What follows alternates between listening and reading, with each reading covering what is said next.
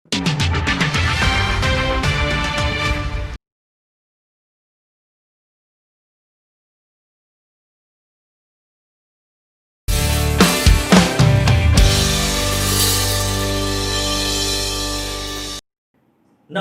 मैं विवेक Agarwal talk show में आप सबका फिर से स्वागत करता हूं।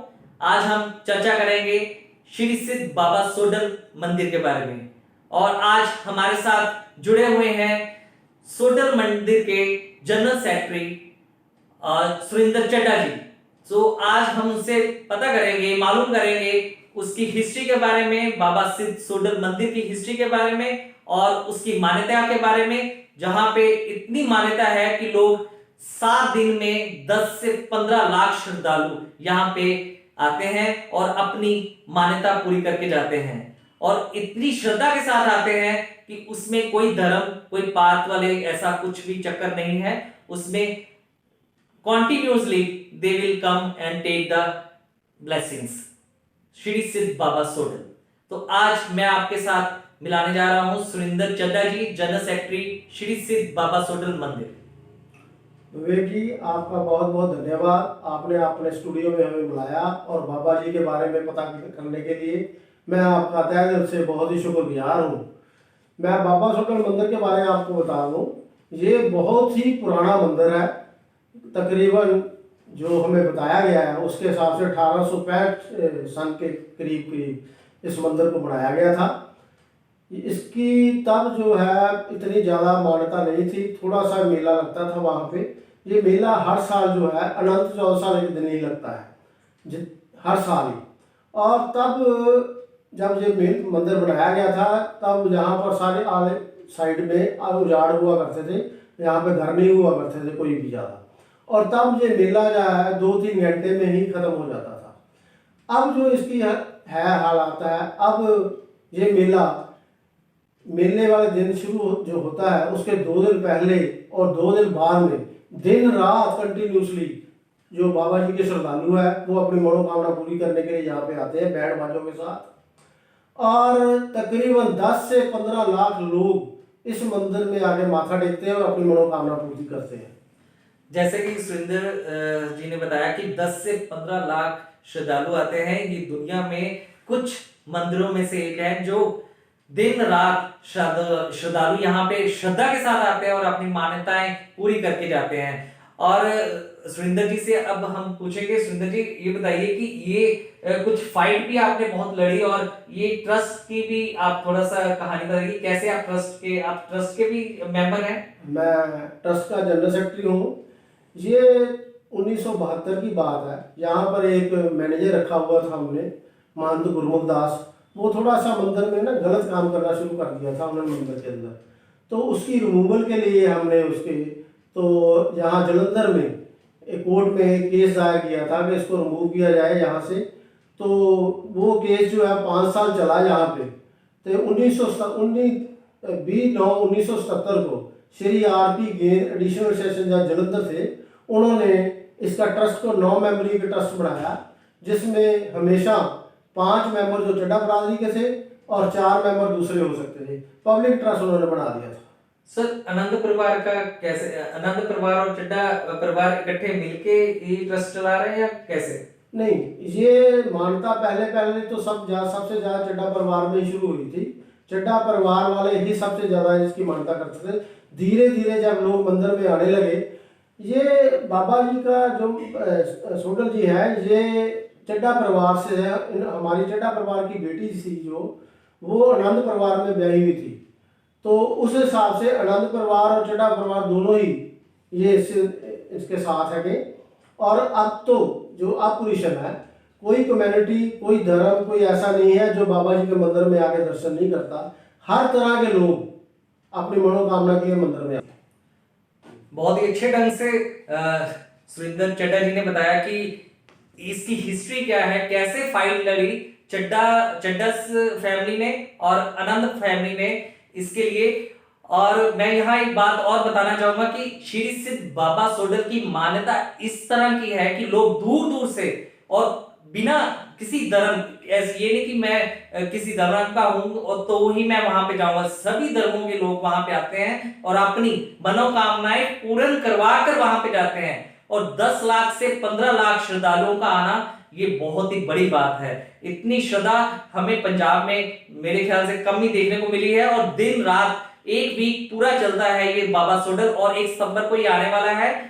इस बार सर कैसे वो श्रद्धालु यहाँ तक पहुंचेंगे और कैसे वो बाबा जी की दुआएं लेंगे और उनका आशीर्वाद लेंगे और अपनी मान्यता पूरी करेंगे, उसके लिए क्या प्रबंध किए गए हैं? ऐसा है कि 2 दिन पहले ही हमने लोकल एडमिनिस्ट्रेशन जो है वहाँ उनके साथ मीटिंग की थी, और वो हर बार करते हैं हम मेले में।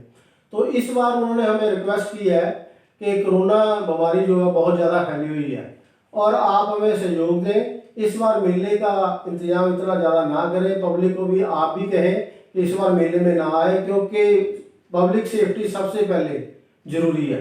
अगर किसी को वहाँ पर कोरोना वाले कोई केस आ गया और 10-20-100 कोई केस बन जाए तो हमारे लिए अच्छा नहीं होगा।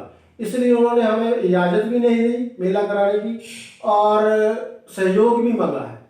सर मैं यहाँ पे एक और चीज पूछना चाहूंगा, जैसे श्रद्धालु तो अभी वहां पे आ नहीं पाएंगे वहां पे दर्शन करने के लिए, और कैसे घरों में कैसे ये पहले क्या कुछ इनकी पूज्यता है कि कैसे आते हैं वहां पे, क्या करके आते हैं, घर से कैसे तैयारी करके आते हैं? ऐसा है कि जलंधर में लोग जिनकी मनोकामना पूरी होती है जो बाहर से आते हैं, ये एक अकेला मंदिर है दुनिया में बाबा जी का, और कहीं भी मंदिर नहीं है।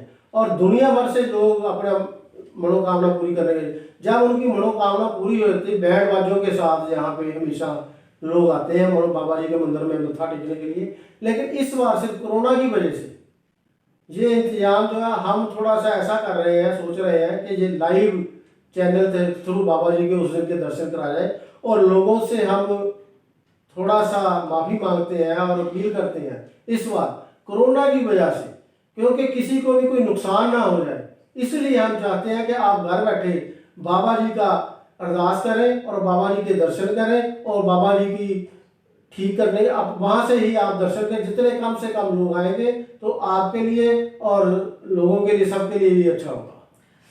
सुरेंद्र जी ने बताया कि लॉकडाउन में आप अपने अपने घरों में रहिए, सेफ रहिए, और जो बाबा सिद्ध सोडल मंदिर में आकर जैसे पहले आते थे, इस बार दर्शन करने को नहीं मिलेंगे, लेकिन घर पे बैठ के आप उनके दर्शन अपने मन में करिए, उनसे दुआएं मांगिए और अपनी मनोकामनाएं पूरी करिए।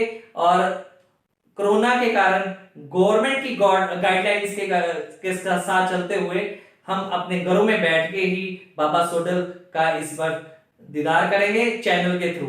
सुनिए बताया तो बहुत अच्छा लगा सुरेंद्र जी, आज आप हमारे साथ जुड़े।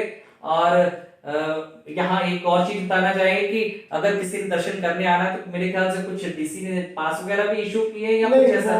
एडमिनिस्ट्रेशन तो पास कोई इशू नहीं करती, ये जो ट्रस्ट है वो अपने सेवादार के पास बनाता था। पर इस बार क्योंकि लोगों ने आना नहीं है ज़्यादा, इस बार वो शायद पास वगैरह भी ना बनाए, क्योंकि थोड़े से आदमी हम जो हमारे वॉलंटियर हैं वो ही इंतजाम करेंगे। जो आदमी जिन्होंने माथा टेकना है या जिन्होंने जरूरी है, जिन्होंने टोपा चढ़ाना है या जिन्होंने खेतरी होती है बाबा जी के बीच में है वो चढ़ानी है, वो हम डिस्टेंस के हिसाब से 4-4 फुट का डिस्टेंस के हिसाब से 20-20 आदमी 10-10 आदमी अंदर डालेंगे। और हम श्रद्धालुओं से मैं थोड़ा सा अपील करता हूँ और माफ़ी भी मांगता हूँ इस बात के लिए कि इस बार आपको थोड़ी सी परेशानी होगी, और बाबा जी से अरदास करते हैं कि अगली बार सब कुछ ठीक हो जाए और जैसे पैसे पहले की तरह मेला लगता था वैसे ही आगे से लगना शुरू हो जाए। सोशल डिस्टेंसिंग को ध्यान में रखते हुए बाबा सोडल में कुछ लोग आएंगे, वो भी फॉलो करेंगे सोशल डिस्टेंसिंग को। मास्क पहना होगा और सैनिटाइजर और डिस्टेंसिंग 4-4 फुट की डिस्टेंसिंग पे वो रहेंगे, उसके साथ ही दर्शन कर पाएंगे। लेकिन परेशानी तो सभी श्रद्धालुओं को होगी, परेशानी सहनी पड़ेगी, क्योंकि कोरोना का महामारी अभी तक चल रही, पूरे विश्व में चल रही है। सो मैं आप सबसे यही अपील करता हूं कि इस बार 1 सितंबर को होने वाले बाबा सोडल मंदिर के मेले में आप ना आकर घर पे रह के उसको मनाएं और वहीं से रह के उनको मान्यता उनसे जो मांगना है अपने दिल में रख के माने। ठीक है। और सुरेंद्र जी बहुत अच्छा लगा आपसे बाबा सोडल सिद्ध बाबा सोडल मेले के बारे में और मंदिर के बारे में जानकर। Thank you so much Surendra ji.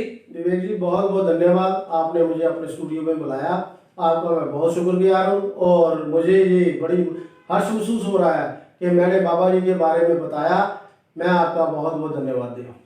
Thank you so much Surendra ji. और मैं आप सबको बता दूं आज कि ये हमारा ये टॉक शो 21 एपिसोड है, जिसमें सुरेंद्र जी आज हमारे साथ जुड़े हुए थे।